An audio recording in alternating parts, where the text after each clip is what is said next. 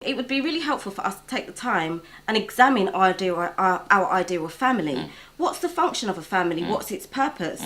Where does our idea of family come from? And what kind of family life do I want? Because we say that, we want to stop the killing and start the we want to stop the killing. We want to stop all of the difficulties that are happening in our community. However, you spoke about the work. Sometimes we don't want to do the work. And the work that's required is for us to start working as a family unit. We have to.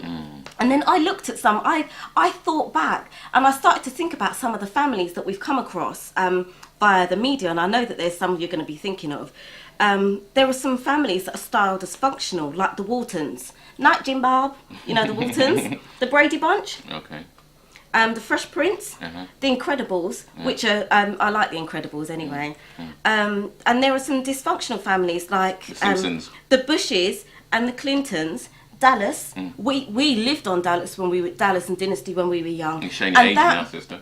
That's okay. And that has an effect on our minds even today, okay? Because if we can remember it, it means that it's also in our subconscious. Yeah. The Simpsons, again, absolutely dysfunctional family, but they tickle us so much. How much of their lifestyle rub off on us?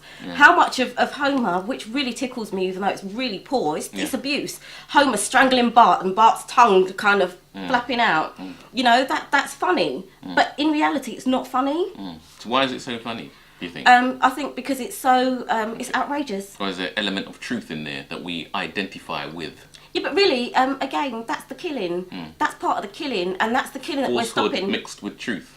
Yeah, but it's also showing how we kill each other and ourselves based on how we deal with our children. Because that in itself, he's strangling his son. Yeah. He's strangling his son. Yeah. It's ridiculous. Yeah, some of us do worse than that, though. Anyway, yeah, we do. Yeah, we do. Out the road as well.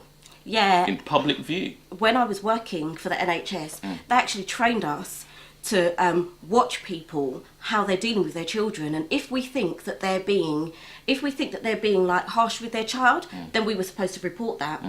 So they're not saying well, go and talk to the parent. They're saying report it and take the person's name so that they can get social services round. In regards to disciplining the children, as you were saying, the work. In the word shift work, the work is with the family unit, us working on building family. But that work has been shifted in the sense that we abuse our families. Not only do we abuse our children, but husbands abuse their wives and wives abuse their husbands because we don't know how to deal with them. And when you don't know how to deal with a thing, that is abuse. It may not be the abuse that we're thinking of in our mind, because we tend to think of abuse as only physical or verbal. But abuse is mishandling a thing in the way it's supposed to be handled and dealt with. But that's again part of the miseducation that we've been given, and that's part of the legacy of slavery. And not knowing how to deal with family, or not knowing how to raise family, but not knowing how to deal with anything in truth. Not knowing how to deal with self first, because it comes from self. Not having a proper understanding of God and myself and my role with not only within the family, but within the nation, within creation. It goes so much further. And I was in Iceland yesterday, and there was a sister. She was shouting at her son.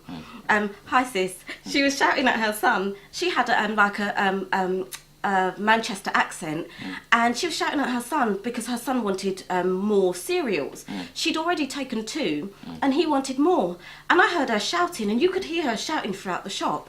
So I picked up some stuff and then I went back over to her and then I said to her, you're right, sister. And I said, they want everything, don't they? When we were young, we'd only get 1 box of cereal and we'd have to have it until it finished. You sweetened her up. And she laughed and she laughed and she laughed and she slapped me and she said, thank you, you are so right. You see? And she turned to her son, you see? And she started to laugh. That's all it took to stop the situation. But that was skill. You may say that's all it took, but that was skill on your part. Another person could go up there and inflame the situation. Yeah, of course. By, approaching the sister with the wrong attitude, the wrong altitude, coming on too heavy, and maybe making the sister go on a defensive, and it turned into a fight. I've seen it happen. Yeah, but how I approached her was with me knowing myself, and I called her sister.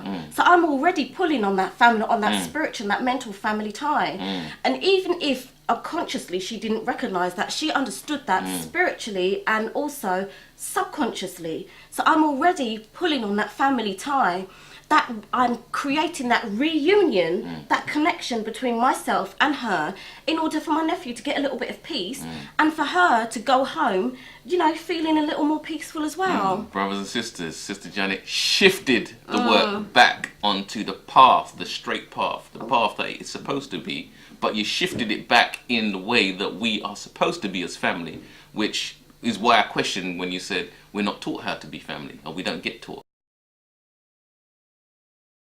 We have to see one another as family and see her son as my nephew or my son. And then I want a little bit of ease for him and for her, because I don't know however many other children she has, you know, that she's got to deal with. But again, that's just another example of the family structure and how it's being torn down. And we may laugh at each of the stereotypes that we were given, like the Simpsons and the Waltons and, you know, Adam and Eve in the Bible. And Minister Farrakhan said Adam and Eve were the first dysfunctional family. Okay. Because of what happened with Cain and Abel, and how Adam and Eve shifted from their own purpose and their own function, and then followed the serpent, followed the person who told them to do something that God told them not to do. So they went against the instructions that they were given. So yes, they were a family, but Minister Farrakhan also told us that they were dysfunctional, and that's why sin came into the earth. So what about Adam and Steve? We're not even, you see, there's some things that we're not even entertaining, because we got to Stay focused. we got to stop the killing and start the living. No, but that is shift work. You know, Adam and Steve is shift work. That our minds are being shifted to accept a certain way that is not of Allah God. You know, course. Allah God has given the female to the male as a helpmeet. You know, so it's like we're rejecting the divine order of things to accept something which wasn't given to us. You know, how do you feel when somebody gives you a present and you reject that present? How do you feel as a person who gave the present? When you buy a child a present, brothers and sisters, we buy a child a present, they end up playing with the box. How do you feel?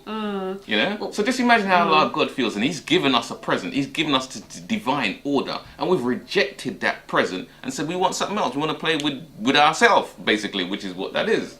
And you're right, and even Shift more work. so, but that's really what we were saying in the beginning about homosexuality being promoted in primary schools, because they're actually promoting it in primary schools.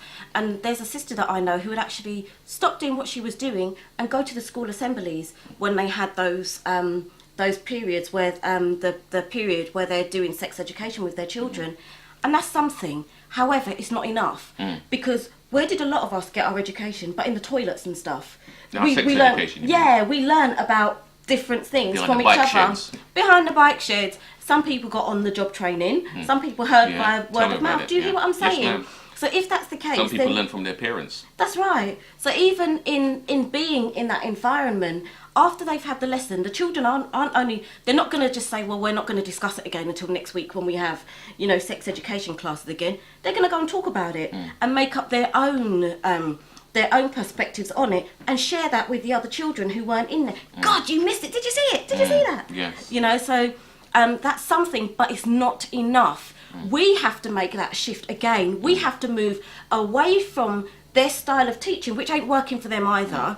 Move away from that and into our own. Today we're talking about family reunions. That's right.